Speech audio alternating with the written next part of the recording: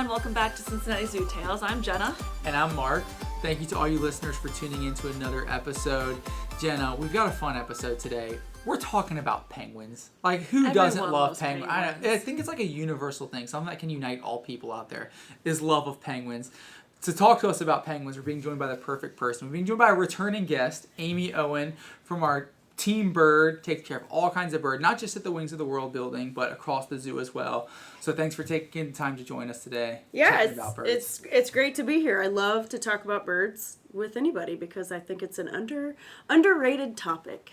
100%. I feel like people love penguins and they're super cute, but the truth is they're not always that nice, right? No, they're not. I think the most stories I've heard from bird keepers about being bit is actually by penguins. Yeah, actually, in my now 16 years of being a keeper, I think all of the scars that I have that are actually from animals are from penguins. We're putting penguins on blast today. I trash them from the start. Yeah, I just think there's more to them than people know. For sure. So we're going to learn more about that. They got a lot of spunk, a lot of personality. Yeah, absolutely, for sure. Absolutely. They are not what you'd expect.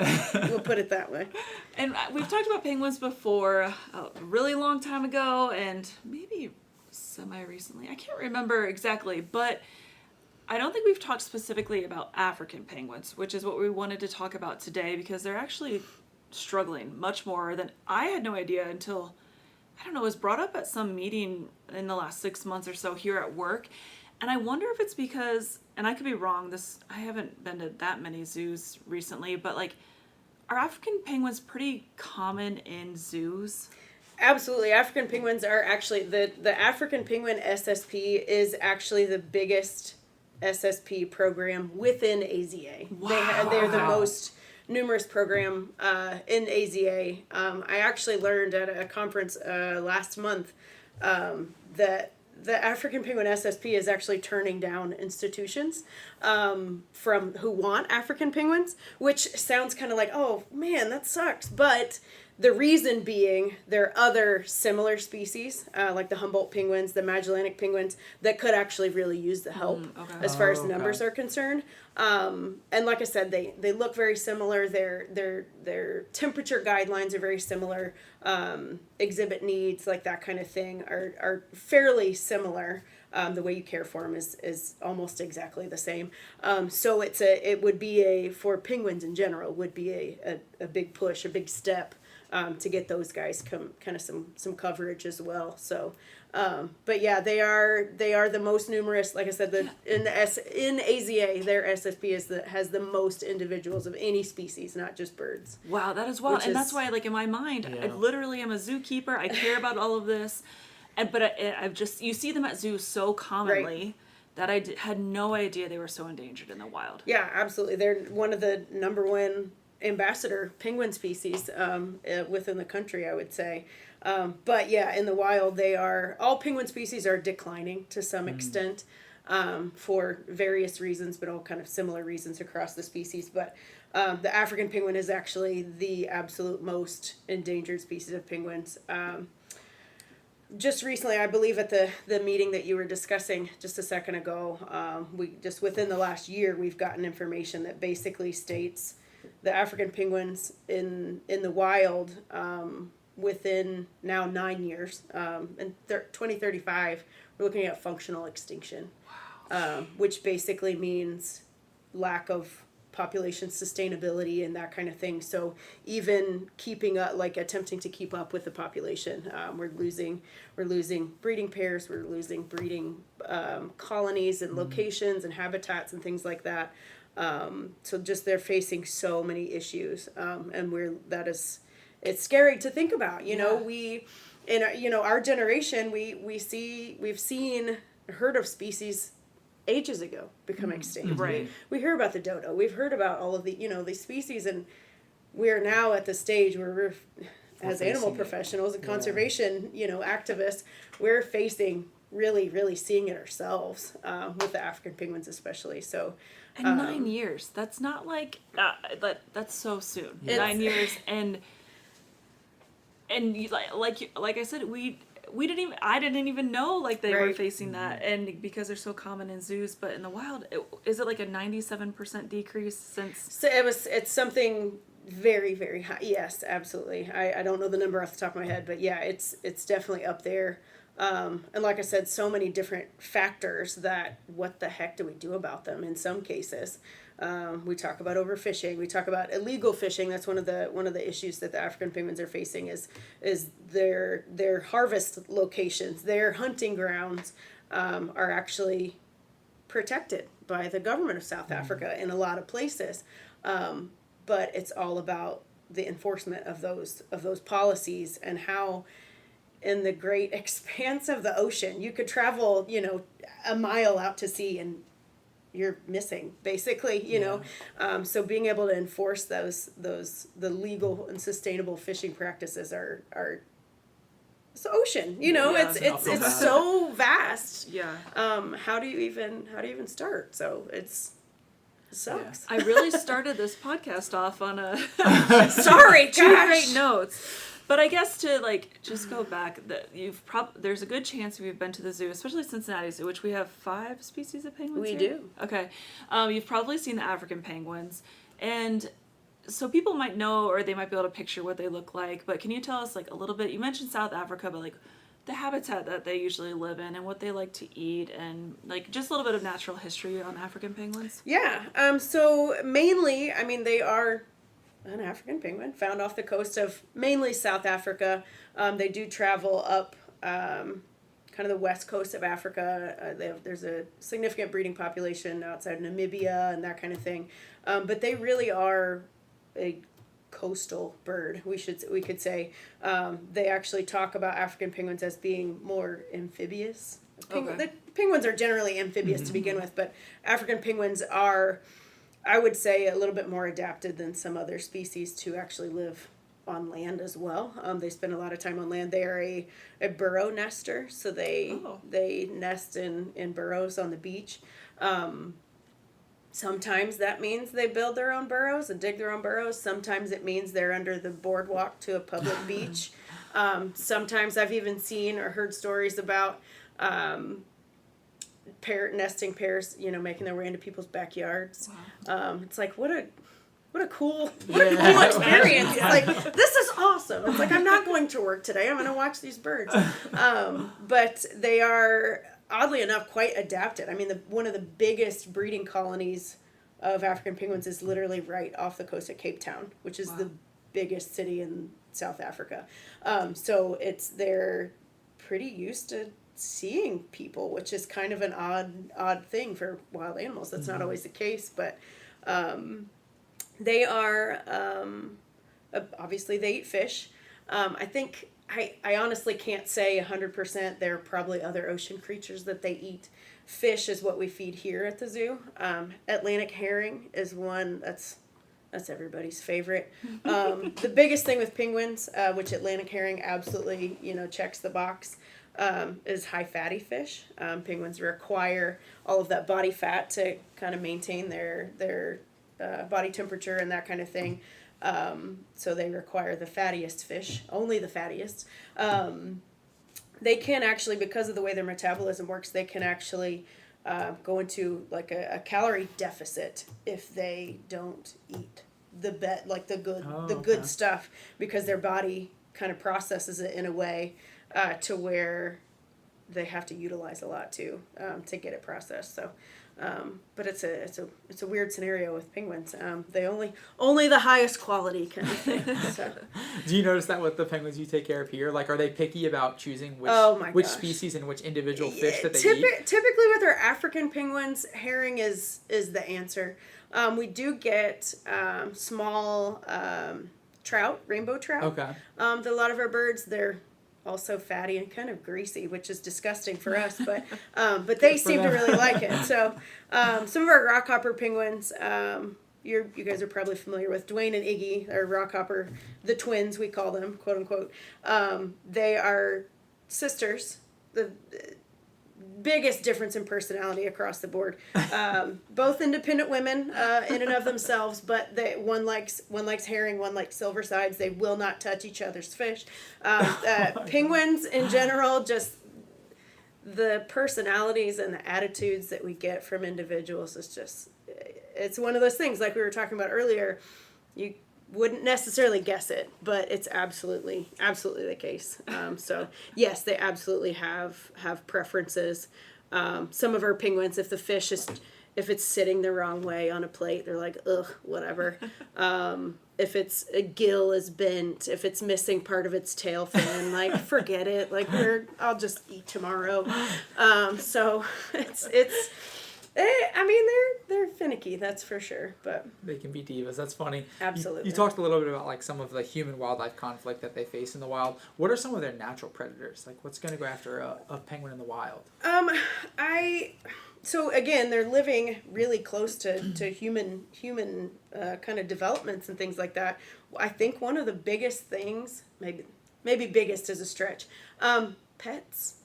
People's dogs. Oh, wow. I would not have expected and that. Also, just in general, anything in the ocean, the ocean is scary. It's scary for everyone, even the people or the animals that live there.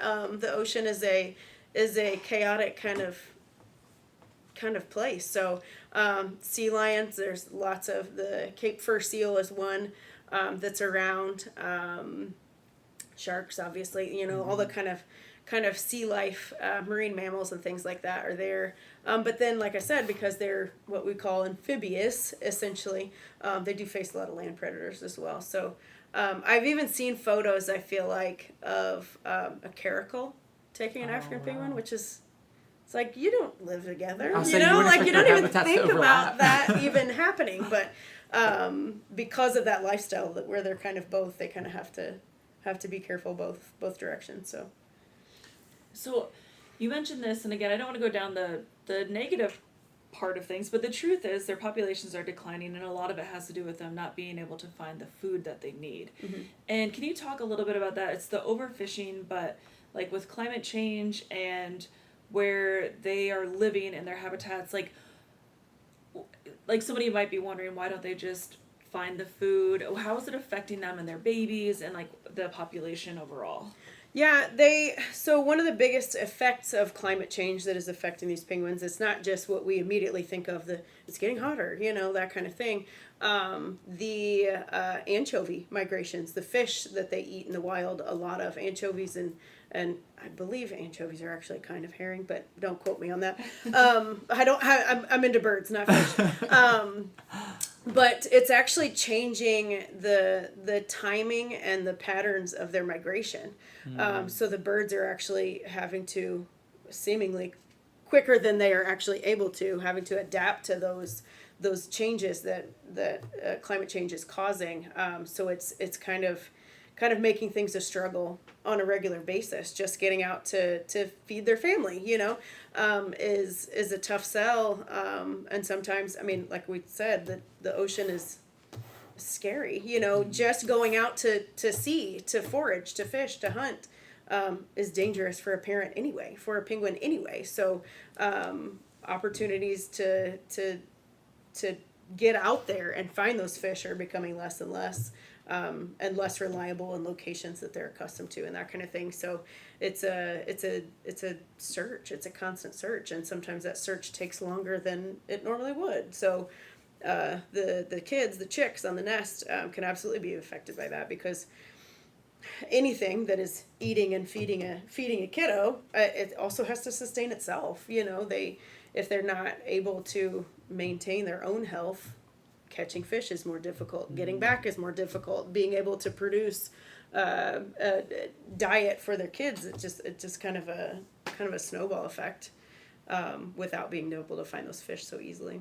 Yeah, I'm glad you highlighted that too, because like you mentioned, when you hear climate change, I think most people think of immediately like something like a polar bear, right? Mm-hmm. Like, there's melting ice caps in the Arctic. That's what's affecting these animals in the wild. It's just the temperatures, but there's so many other ripple effects at play, whether it's the changing migration patterns, the availability of seasonal food, that these animals are all going to have to fingers crossed they find a way to adapt and evolve and figure figure it out, yeah. but they may not, like species like the African penguin that are on the brink of extinction now that you wouldn't have guessed, 20 years ago probably. Right. And it is interesting. I think a lot of people think of penguins as cold weather animals, but more of them are actually warm weather animals. Yes, they're right? actually of the 18 species. It depends on who you ask. But of the species of penguins that we know, or that we catalog or what have you, there are actually more of them from what we would consider a temperate climate. Temperate, and I always describe it as penguin temperate versus people temperate. My temperate is like 75, but that's not typically the case. But our Southern Oceans exhibit here in the Birds of the World building is actually considered a temperate exhibit. We have king penguins, Magellanic penguins, and rockhopper penguins, and like you said, people don't usually think of that, but a king penguin, which is the most cold tolerant of the species that we have, actually is still kind of considered a temperate penguin. They can handle anything that Cincinnati has to offer, but typically our exhibit's somewhere around 45 to 50 degrees, and that's penguin temperate. Comfortable for them, yeah. Yeah.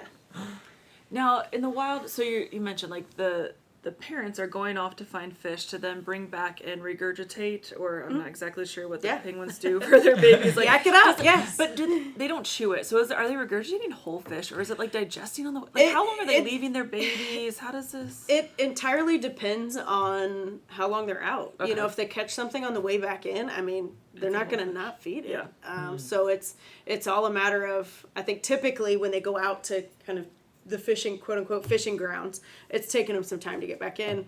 And obviously they're eating fish whole. So we're talking scales and bones and all this stuff. Penguins' digestive system is pretty sturdy. Mm-hmm. They can take down a lot. So that process of getting back, definitely digests it quite a bit. But, we talk about that a lot here when we raise penguins. We feed what we call a fish milkshake. Now, there's no milk in it, but it's gross. It's fish and krill and vitamins and Pedialyte, and it's disgusting. But that's kind of a, dare I say, privilege of a zoo penguin, is they get this really easily digestible thing, which in the wild they might not be so digested when they get it. So. And the breeding pairs, are they seasonally monogamous? Like, do they find a new pair every season, or do they stay with the same pair for years on end? Monogamy is a big discussion in the bird department. I am always let me backtrack. Our bird department, I think we're all kind of on the same page for the most part. Here in a zoo, in human care, we see a lot of repairing year after year. Okay. One of my favorite pairs of penguins, Larry and Bibi, are king penguins. They had chicks for years, and they would repair every year. But they're also in a very finite grouping. There's not that many individuals to choose from. Right. So Larry and Bibi, this is the way I describe it. Larry and Bibi were just always still the best, which I happen to agree with. They were. But at one point in time, we got a new, younger female. Bibi was toast. Larry left her behind. She did not care. She was unconcerned. She found other partners, other friends, that kind of thing. So in a zoo setting, we'll see a lot of repairing. In the wild, we might not necessarily see that. Now, there's always documentation of the really heavily documented, like, colonial species where we can identify individuals and things like that. You can see, well, they're back, but it's not always the case. It's just they just so happen to continue to be better than everybody else. More preferable, I guess. So that's one of the issues, though, is that the parents are going out, they're having trouble even finding enough fish to feed themselves, let alone come back and have successful babies and that sort of thing. So you mentioned that you guys sometimes are taking care of penguin chicks. Tell us a little bit about the process here and the 2 babies that you're currently caring for. And what that's like. It's penguins are a wild ride, basically. As far as our African penguins are concerned, because, like we talked about earlier, the numbers of African penguins within zoos and AZA, breeding, we have not always been a breeding priority for African penguins. At one point in time, our genetics weren't that great, and so it was just not as important for us to get individuals out there. We've always kind of prioritized little blue penguins, which we still do, don't get me wrong. But we've gotten some really good genetics within the last few years. We've gotten some individuals that we have matured to a stage of being a parent. So we're back in it, kind of thing. So this season, we've just kind of kicked back into high gear with our African penguins. And actually, you mentioned the 2 chicks. The mother of our 2 chicks, her name is Mira. For all of you listening, you've probably met Mira.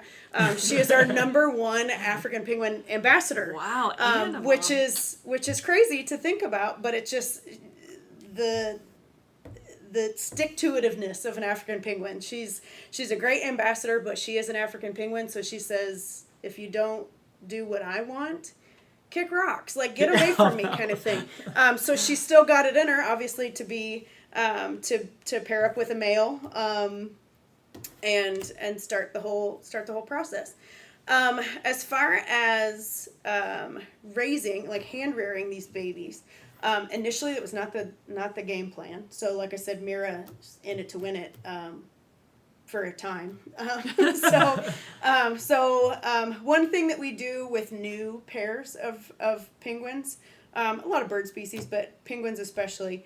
If we're not quite sure how they're going to do with incubation, we'll give them what we call a dummy egg. It doesn't mean that it's dumb, but it's a fake egg to get them some experience incubating an egg, but also keeping the egg that could potentially be viable, keeping it safe. So we did that with Mira and her partner, and watched how they did with this dummy egg, with this fake egg. They didn't care about the dummy egg, so initially the game plan would have been, once the chicks start hatching, if they're maintaining with this dummy egg, is to put the hatching chicks or the hatching eggs back with the parents so that they could hatch the chicks and that kind of thing. But no success with the dummy egg, so the chicks stayed with us. So we have 2. Both of the chicks hatched very successfully, and they're wonderful. How old are they now? They're a little over 3 months old now. They're just, as of this week, really like final stretch of getting rid of their down feathers. Morgan and Jones are their names. With our little penguins, if you're familiar, we do kind of a fun like food theme with their names, and it's literally for us. It's just for a good time. But so with the African penguins this season, we decided on pirates, because they're an ocean-dwelling creature, and why not, right? Pirates are fun, So Morgan and Jones, so named for Captain Morgan and Davy Jones. They completely lost my train of thought. How much do they weigh? So they are as of yesterday morning, 2,500 grams and 2,300 grams. What are they when they're born? When they hatch. When they hatch. I'm glad you caught that. I'm trying to remember. I want to say they were around between 30 and 45 grams between the 2 of them. So an African penguin egg, because they come out, and I'll use the term not to be rude, but they come out useless, quote unquote useless. They're not able to feed themselves. They're not able to keep themselves warm. That's what we call an altricial species. They do have feathers to help keep themselves warm, but their eyes are closed. They're functionally useless. The sweetest kind of useless. Yeah. Yes, they would not survive without their parents. So species that are what we call altricial, their eggs are significantly smaller than what we would think of. We think of a chicken that's less than a foot tall, that kind of thing. It's got a good size egg, but that chicken comes out ready to go, ready to party. I've never thought about that. Yeah, it's wild. Oh, okay. The guineas. Yeah. The guineas, they are what we call precocial. So they're up and at it right away. The more useful ones are typically bigger eggs to start with. Absolutely. But yeah, so 30 to 45, like I said, just off the top of my head. But they grow very quickly. And one of the fun things that happened this season, because of kind of just the timing and things that we had with eggs, we raised little penguins and African penguins kind of alongside each other, not necessarily physically together sharing space, but about the same time. And it's just, everything about them is so vastly different. Not everything, but a lot of things are so vastly different in the way that they grow and develop and their personalities. And little penguins, I like to say nicely, they're not known for their intelligence. African penguins, on the other hand, are, I would argue, probably the most or close to the most intelligent species of penguin. So they just develop completely differently, and it's wild. It's been so fun to experience them at the same time. And it's been a riot. That would be fun to see the differences. Yeah. So what did it look like from the beginning when you were like hand raising them? I'm sure that includes mostly a lot of feedings. Is there anything else that goes into it? And like, what's the difference between how often they were eating when they were first hatched and like how often they're eating now, or like how hands-on you are now? Yeah, so when they hatch, they get fed 6 times a day. That's one of the cool things about birds versus mammals. Mammals obviously nurse their kiddos, so the kids have evolved to eat all the time. Birds don't do that. They can't go out to sea and fish in the middle of the night, so chicks have actually evolved to be able to sustain overnight without. So they get fed 6 times a day, so we usually start kind of the beginning of our day, and it's usually me, which I prefer it that way, come in at the end of the day for late feeding in the evening. So so gradually as they grow, they develop more down, so we can kind of reduce temperatures and reduce their feed. So they get fed twice a day now. Okay. Once they get to living with the colony, they'll just get fed once a day. Once a day inside. Most days they get some level of fish outside too, in the morning. So technically twice a day, but give or take. So as they're developing, I don't want to say we get less and less hands-on. It's just less and less kind of function within the day that is dedicated to them because less feeds, like I said. And at about 2 to 3 weeks, they start the transition onto whole fish. It's that quick. Yeah. Wow. Like we were talking about earlier about how the parents are processing stuff as they come in. They get there pretty quickly. So it's so interesting because you don't know what the parents are going to catch, and when they come back, like, what if the baby isn't like big enough to handle whatever fish they caught that day? They better grow up quick. They better grow up quick. And like, are they only eating once a day, you think, in the wild, or are the parents like taking turns? I think they're definitely taking turns, but what exactly, like what that schedule looks like, I can't say. But that's another thing about penguins. Even penguin chicks, even at that tiny little size, penguins in general are adapted. They are the bird species that can go the longest without eating, because of the nature of their feeding processes. There might be days where they can't find a fish school or whatever, a bait ball or whatever they call them in the ocean. So penguins are actually adapted for that lifestyle, and even the chicks. Now, obviously the goal is to feed them as much as possible so they can grow quickly and develop and be healthy. But I hate to say it this way, but they do have a little bit of flexibility. Yeah. Here at the zoo, though, they get fed all that they need. They stay very structured, I'm sure. Very consistently. That's one of the things we always talk about with raising babies, and that's any species of baby birds.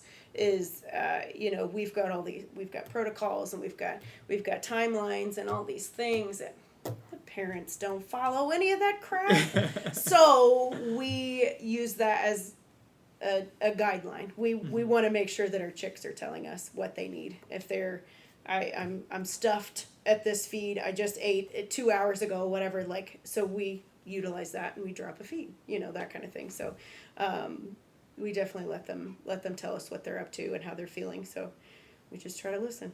Yeah, it kind of makes sense. It becomes a combination of like the guidelines plus reading the behavior and adapting the guidelines accordingly. Yeah, absolutely. You mentioned how big of a personality a lot of these penguins have. What kind of personality do Jones and Morgan have so far? Are they like still developing, or where are they at? So they're still chicks. They still need to be fed. They're not at the stage of eating on their own yet, so they can't get rid of us just yet. But if they're not hungry, their African penguin attitudes absolutely show up. And they are very particular. We were talking about specifics and like preferences. They're particular about their people too, which is, I mean, I'm not going to lie, it makes me feel good because they typically choose me and they like me. But if they don't, obviously, they still get everything that they need. I don't play favorites. But they absolutely are picky about things, about people, about what time of day it is. Like, I'm starving. It's 8:00. You better get in here. At 8:15 when I'm finished, you should leave. So it is wildly entertaining to watch, especially with the African penguins, because African penguins tend to be, I would call them the meanest penguin species. I don't know if that's a nice thing to say or if that's accurate, but they can be pretty hateful, and that's their prerogative. But watching these chicks develop into their own, like I said, their own personalities, and still being chicks and still needing our care, but then also choosing at times like you can get out of my room kind of thing. So it's good. It's fun. It's fun to watch. Are they genetically valuable in the sense that like you want to make sure that they breed in the future, or will they become ambassadors? How do you guys choose like which ones meet and greet people? So with our penguins, little blues, same as Africans. So like we talked about, Mira, their mother, she's an ambassador. She knows all the crew at the bird encounter. She knows all of us, and she goes to Christmas parties and whatever else. But she's also chosen to be a mother. So. With African penguins, I feel like there's some level of flexibility. There are also lots of our African penguins over at African Penguin Point that I don't even want to see sometimes because they're hateful. They would be terrible ambassadors. So it's just kind of how they end up. It's a personality thing, without question. With our little blues, a lot of times our kids, our youngsters, will be kind of our ambassadors for the time being because they're still very interested in being around us. Like they're still, I guess not interested, but accustomed to being around us from the hand rearing process. But at a stage, they decide, some of them, not all of them, but some of them decide like, we're fine here. Like I'm good. I don't need to go to this wedding, And so it's just kind of a process. We monitor behavior and how they react to certain situations and things like that. So it is all kind of individual based for the most part. Like our African penguin, the chicks, Morgan and Jones, they don't want to do anything. Like they've done, when ABMA IAATE was in town, they did kind of a meet and greet, and that was kind of their first thing, and they were kind of hesitant at first and then got comfortable, and then now they're at the stage, like I said, where they're teenagers and they're like, forget it. I don't want to go anywhere actually. So do penguins not imprint as much as some other birds then? They absolutely can. One of the big things, I was just talking about this earlier, it's a funny way that we say it. We always push for multiples. How you push for multiple chicks in a season, that doesn't actually work. But we prefer it that way because even though they're interacting with us on a regular basis, they're also living with other penguins. So essentially learning that they are penguins and they're not just an accessory of people that live in our nursery kind of thing. When we have multiple chicks in a season, that gives us some flexibility with how quickly we get them integrated into the colony. Because Morgan and Jones live together, we've got, like I said, we've got a little bit of flexibility. If Morgan or Jones, one or the other, was alone, it would be a bigger push to get them over to living with the rest of the colony. So they figure out that kind of, I'm a penguin kind of thing.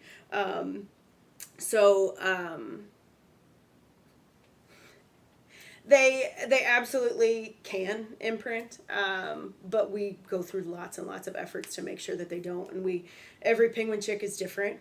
every penguin chick season is different. So however we need to manage things or operate differently from season to season, from year to year, we can kind of make those changes with within our staff. So.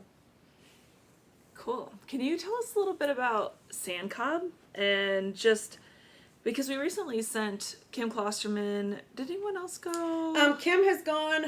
We're working on making that happen significantly more often. Somebody else was supposed to go from our staff, but something fell through previous to Kim. But at any rate, that's one of the things that we're working on, is really getting our staff over to South Africa, to sand cob, to kind of experience that. Kim, I work with very directly on a regular basis, from day to day. So I've gotten lots of feedback and lots of stories about sand cob. They are, it's unreasonable how much work they have to do. So there are right around Cape Town, there are 5 kind of main nesting colonies of African penguins, and each one of those colonies has one ranger to monitor however many thousands of birds are there. So they have a ranger, and then they get calls. That ranger gets calls from here and there and everywhere and all over, all while monitoring the colony as well. So, but sand cob does phenomenal work with African penguins. They work with coastal birds in general. The majority of their intake for rescue and rehab is African penguins. I want to say from year to year, 2,500 or so birds throughout the season. With African penguins, I believe maybe with African penguin chicks, I could be wrong on these numbers, but I think we're looking at over 80% back out into the wild. Wow. And those are either abandoned chicks or abandoned eggs or something of that nature. They also deal with oiled birds, injured birds. Oil spills around the Cape are not uncommon, basically. Also, we don't ever think about this because we hear about oiled wildlife. Sometimes, like oil pockets, I mean, they're in our earth. You know, they just happen. So it's not even just, I don't want to put it out there like, no, it's not people. No, it is oil spills, human-caused oil spills are a huge issue, but they also kind of just happen in some situations. So oiled birds are a big thing there. And then also, like we talked about, is just the lack of fish or lack of availability to find fish. They get a lot of birds that are just not doing well, unhealthy, like that kind of thing, because they're not able to get enough to maintain, which stinks. That's no fun.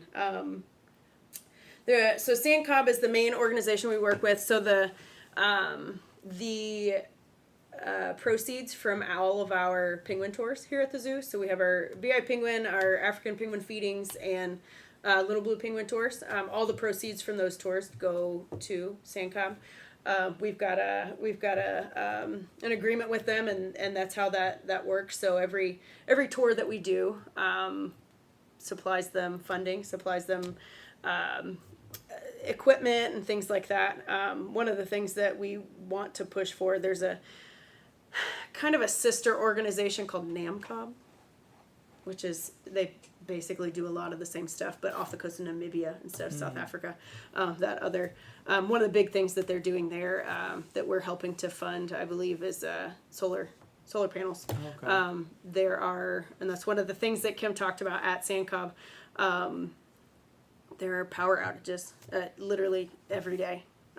So they run generators and they do this and they do that. So they're, saving 2,500 birds a year, but also doing that with minimal staff, lots of volunteers, that is a big thing, and dealing with power outages every afternoon. So they do crazy work at Sand Cob, and it's just, I can't even imagine just having to. Yeah, absolutely.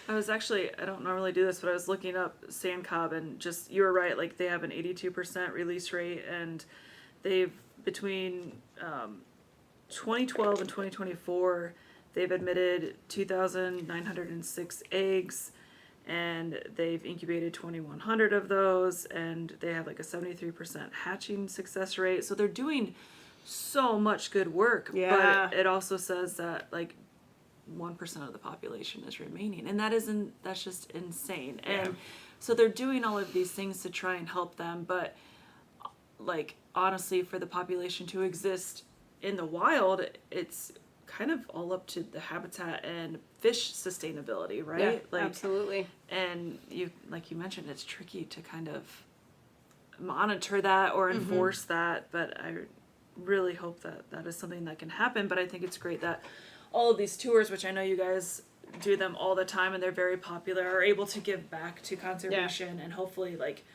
I mean, we have 9 years. I mean, that makes me feel like we need to do something. Like let's get in there, you know? Yes, absolutely. So it makes those doing our tours and our education programs and things that we do with summer camps and, you know, all this kind of stuff. It's like we gotta get going, you know?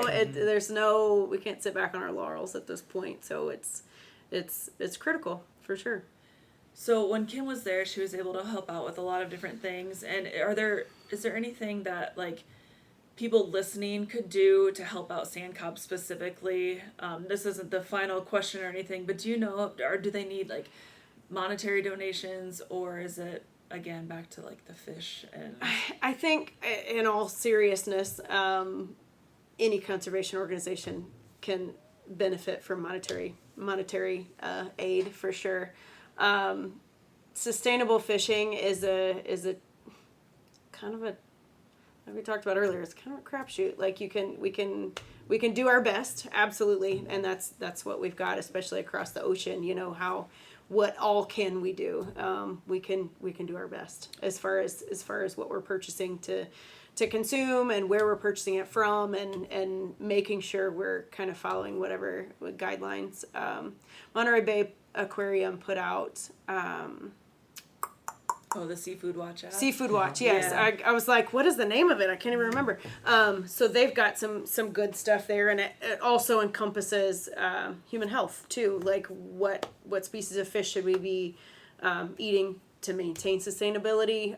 Also, what species of fish should we be purchasing to maintain our own personal health with mercury levels and like all these pollution? You know, is kind of ruined a lot of things. Yeah. So we have to be mindful of all these different aspects of seafood. So it makes it tough, but that's where we can get started, at least for sure. I think it's wild that we have so many in zoos, and the species survival planner, the SSP that we've mentioned a few times in this episode, is saying like they're doing so great in zoos, like we don't need to worry about them, but hopefully we can figure something out for the wild. How many do we have here at the zoo now? With Morgan and Jones, don't quote me on this because I don't directly take care of the whole colony every day. With Morgan and Jones, we have 26. Okay. 26 African penguins, yes. Cool. And they will be, as Zoo Babies kicks in tomorrow? I don't even know what day it is. We're a week away from May as we record this. Yeah, absolutely. So they will be venturing out eventually this month.